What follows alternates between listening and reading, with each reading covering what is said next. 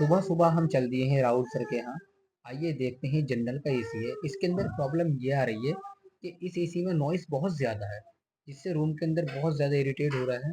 और सर बहुत परेशान हो रहे हैं एसी से। तो सर ने कहा आइए आज हम इसका देखते हैं। आइए देखते हैं किस तरह की नॉइस है ये।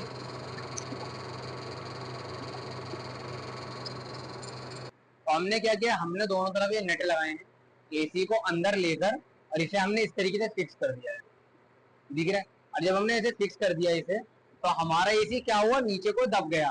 वैसे से ये नहीं दब सकता, आप इसमें कितना कुछ भी करा लीजिए, वो चेसी से दब गया।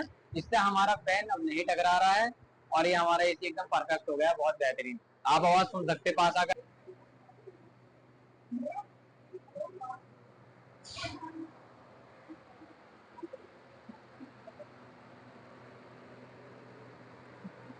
एसी में एकदम परफेक्ट हो गया। सर ने हमें 10 मिनट के अंदर 500 रुपये दिए।